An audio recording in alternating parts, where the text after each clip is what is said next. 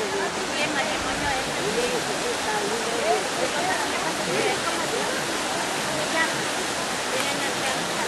la hija de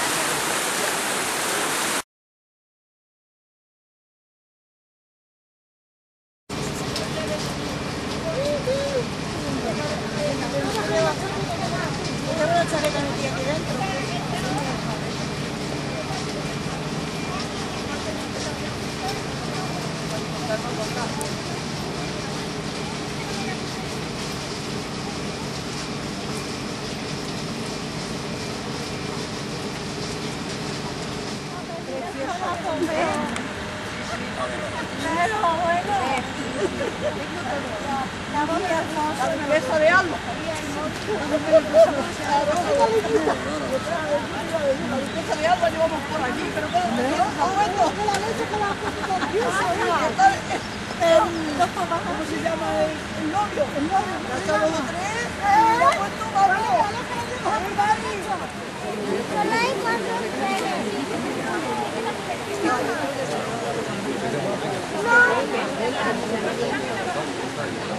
Los del grupo vamos a ir bajando hacia abajo, ¿de acuerdo? Ahora han llegado otros. Venga, ahora han llegado otros.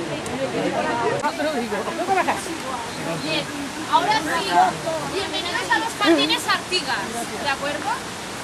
Fíjense que estos jardines, como ya les comenté, fueron un regalo por la hospitalidad recibida de parte de la provincia de Artigas. Y tienen que tener en cuenta que estos jardines han estado abandonados durante un largo periodo de tiempo. Durante la Guerra Civil, la casa y la fábrica de los Artigas, que luego ya les enseñaré dónde quedaban, se quemaron. Y los Artigas cogieron el camino y se fueron a la ciudad. Dejaron todo esto abandonado. Durante un largo periodo de tiempo de 50 años. Mucho tiempo, pero tienen que tener en cuenta una cosa. Yo pensé que son unos jardines que están totalmente escondidos. Hasta que no han estado aquí arriba, no han visto que habían unos jardines debajo. Además, están alejados del pueblo. La gente de la Pobla de Lillet sí que sabía que existía esta obra de Gaudí, pero quien realmente lo tenía que certificar como una obra de Gaudí no tenía ni idea. Además, tienen que tener en cuenta otra cosa, y es que actualmente eran 3 entradas a estos jardines, pero solo una de estas 3 entradas es originaria de la época. Las otras 2 son posteriores. Esta entrada por donde hemos accedido ahora es nueva de restauración, no existía antes, con la cual cosa los jardines estaban mucho más cerrados que ahora, estaban más escondidos. Fue durante la década de los 80-90 cuando la Cátedra Gaudí y el Ayuntamiento de la Pobla de Lillet empezaron a promover una futura restauración.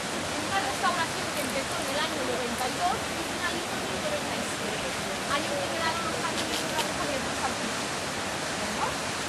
De hecho, fíjense en esta escalera que se ve ya totalmente diferente del resto de la obra.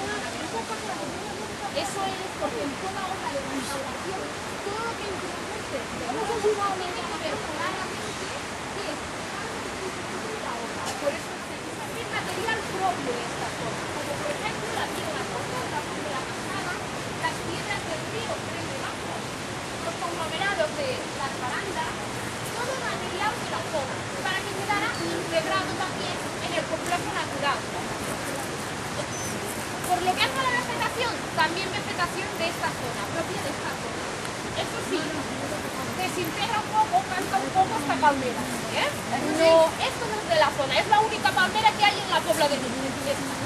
La cámara, mira, decía que allí había la figura de un ángel. Cuando se hizo la restauración del jardín no se encontró ninguna figura, ni ninguna parte de esa supuesta figura. Y las normas de restauración dicen que tienes que encontrar al menos una parte de la figura para tú volver a ponerla de nuevo, porque si no es como si te lo estuvieras inventando. Claro, como no se encontró absolutamente ninguna parte, no se pudo poner. Pero todos los hechos indican que allí tendría que haber la figura de un ángel. Ahora lo van a entender por otra cosa que les voy a contar en otra parte del jardín, ¿de acuerdo? Vale. Si tienen alguna pregunta me lo pueden ir haciendo, ¿eh? Era ateo. Se convirtió luego, Vale. Quería que este hecho de su personalidad quedara plasmado en todas sus obras. De aquí, que aquí también dejara esta huella religiosa. Si se fijan, este buey está en línea recta con aquella águila de allá arriba. No es un águila, es un huipo. Y si ven allí debajo la vegetación, a lo mejor no lo van a ver bien, pero ahí debajo la vegetación se ve una pérgola también simulando la madera. Luego ya iremos, pero debajo de esta pérgola encontraremos la figura de un león. A la vez, el león está en línea recta con el supuesto ángel que tendría que haber en la cascada. Están formando estas cuatro figuras una cruz evangelista en representación de los cuatro evangelistas. El águila representa a San Juan, el león San Marcos, el buey San Lucas y el ángel representaría a San Mateo. Al encontrarse las otras tres figuras dispuestas de esta forma, todo hace suponer que ciertamente allí tendría que haber la figura de un ángel. Porque además, la representación de la cruz evangelista era un recurso religioso que Gaudí utilizó en muchas de sus obras. Y aquí también, ¿no? ¿Qué le podía pasar a aquel ángel? Pues que siempre le caía el agua encima, a lo mejor la tierra se desinfla. O probablemente lo que le pasó es que voló. Seguramente se lo llevaron, como los cuernos de este buey, que se los llevan y al final hemos decidido que ya no se restauran más. No, porque es pura ¡Ay! ¡Vámonos! ¡Oh, qué frío! Está el culo muy frío aquí, ¿eh?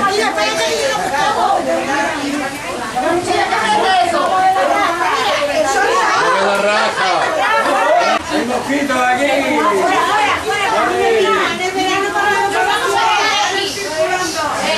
Vayan circulando. ¡Vaya pasando! Vayan circulando. ¡Qué hermoso! Que se le ponga la junta de la tarde.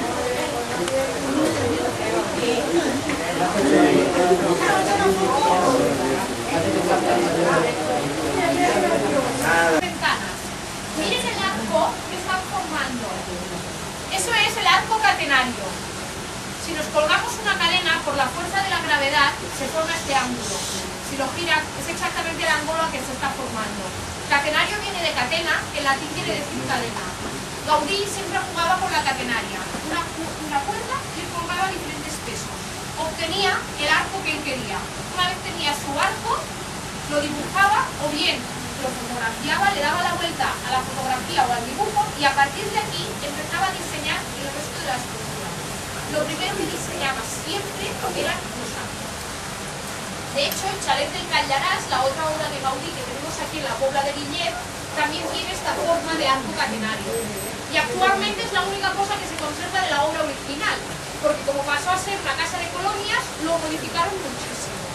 Quitaron muchos elementos gaudinianos, porque decían que para los niños eran peligrosos, como por ejemplo una escalera que había exterior preciosa, y la sustituyeron por una de metálica. Pero bueno, lo desgraciaron. Y ahora era unos 7 o 8 años que está abandonado. Lo volvió a comprar el ayuntamiento de la Pobla de Lillet para volverlo a restaurar como era en la época, pero claro, ha llegado la crisis. Es una obra muy cara. Fíjense que para llegar hasta el chalet del Callarás solo se puede llegar en un vehículo 4x4 o bien andando. O sea que se pueden hacer una idea de lo caro que es transportar materiales hasta allá arriba. Bien, de la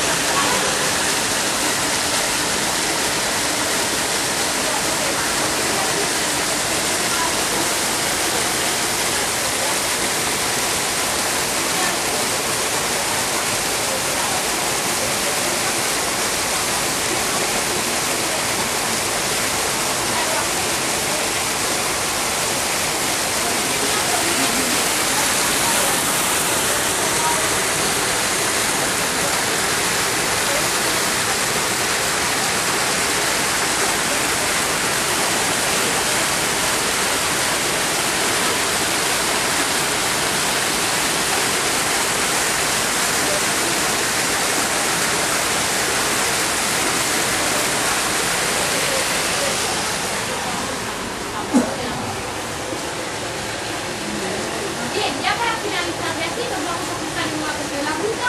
Los de aquí afuera han sido turistas. No tenían televisión para ver documentales de naturaleza y saber cómo eran los leones tampoco. Hicieron el león como pudieron. Luego cuando se hizo la restauración ya se comprendió que se le tenía que dar un poquillo más de forma a este león. Sí, porque parece un Y perro al manso. menos se le hizo la cabellera, que antes no tenía. ¿De acuerdo? Era un No sería un gos d'atura, más que Sí, más que casi. un león. Si nos giramos hacia allí, vemos estas dos naves. No, no, No dos sé de si afuera, están cinco. notando un olor raro. ¿Sí? Es de la fábrica de reciclaje de papel que está aquí. Aquí menos, abajo cuando entramos abajo se notaba mucho. Es que Abajo se notaba mucho. porque es que tengo la nariz tan llena ya que...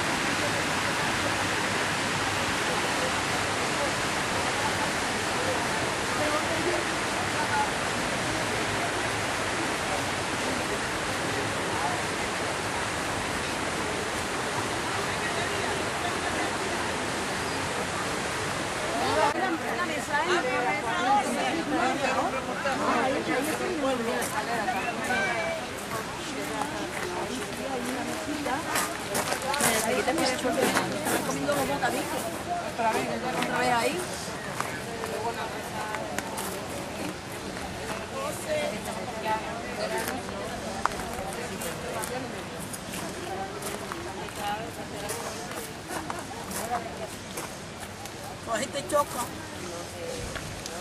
Te va a chocar ahí. Que el jardinero en algún tiesto de abajo ha plantado alguna flor así con muchos colores, muy vistosa. Y gente de la Cátedra Gaudí nos han dicho que aquel tipo de flores no pueden estar aquí porque restan protagonismo a la arquitectura. Y tenemos que quitar las flores. Por eso las flores que hay son muy discretitas todas. Romaní. Sí, exacto.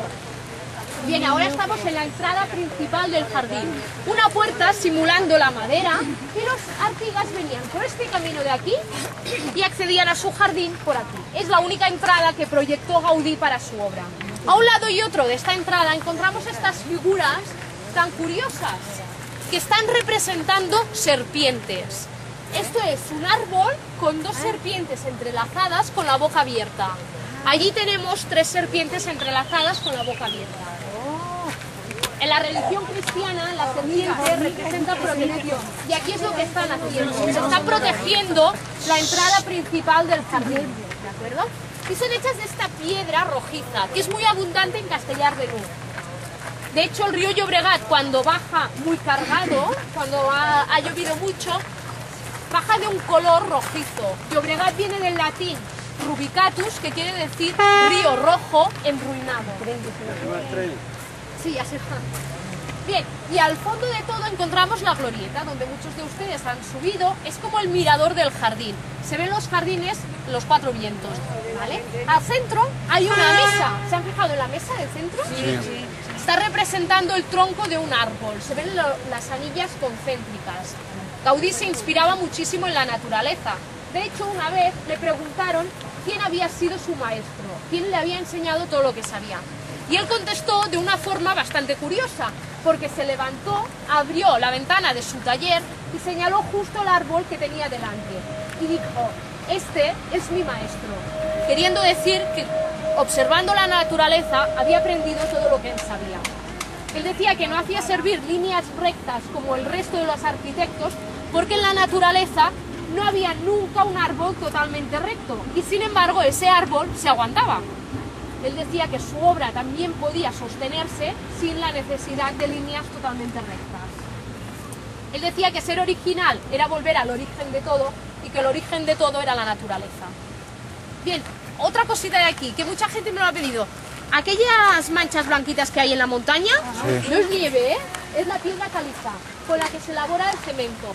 De hecho, si subiéramos hacia arriba, cada vez es más abundante, ¿vale? Es allá arriba de todo, donde está la fábrica de cemento también, donde está la cantera, la antigua cantera de la fábrica. Fíjense que Gaudí aquí no solo se adaptó al material de la zona,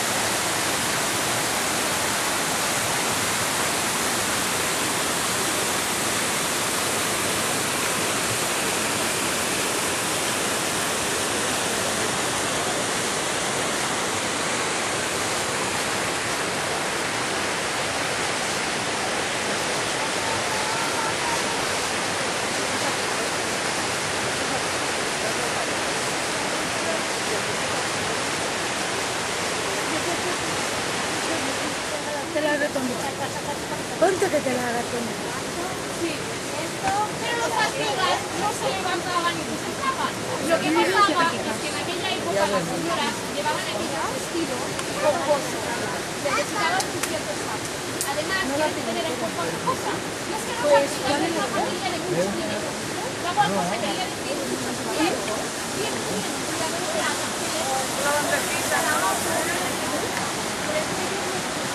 Muy bien. Y ya cruzando el río Llobregat nos encontramos con el puente de los Arcos, hecho con piedra tosca igual que la fuente de la cascada, pero un puente presidido por dos figuras, la figura del señor y la señora. Estas dos figuras, cuando se hizo la restauración del jardín, las figuras se encontraron sin cabeza, la cabeza no estaba. Claro, y dirán ustedes, ¿cómo se supo que era un señor y una señora? Porque si la cabeza no estaba, pues muy fácil, porque el señor lleva pantalones, no, porque no estaba la cabeza. El señor lleva pantalones y la señora lleva falda.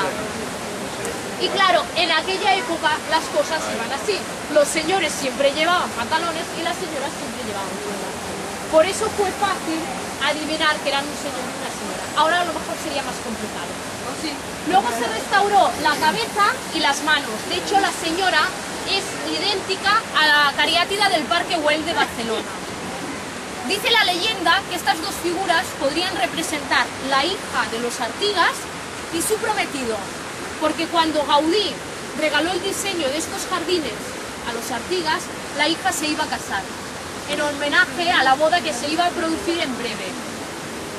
Bien, el otro día también me encontré con un niño, que los niños son los que te hacen las preguntas más raras. Me dijo, yo tengo un jardín y no es como este. Claro, encontraba raro que una persona pudiera tener al lado de su casa un jardín de estas características. Yo le dije que ahora parecía que el que tuviera el coche más grande y más lujoso daba a entender que era el que tenía más dinero. Pues entonces pasaba lo mismo con ese tipo de obras. El que tenía una obra de este tipo daba a entender que era el que tenía más poder también. Bien, pues aquí finaliza la visita por los jardines Artigas. Espero que les haya gustado y que acaben de pasar un muy buen día. ¿Vale? Me lo has trabajado mucho, ¿eh? Si quieren que les tire alguna foto o algo. Hombre, coge a Vicky, que parece que no ha venido con nosotras. Vicky, Un grupo contigo. Yo pensaba que no me quedo de...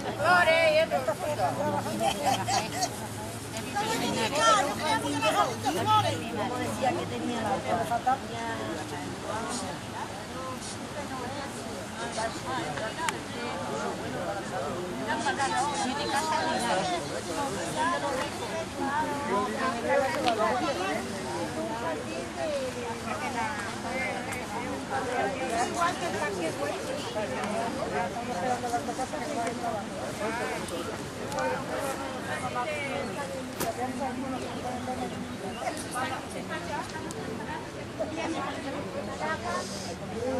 Ya la tenemos, ¿no?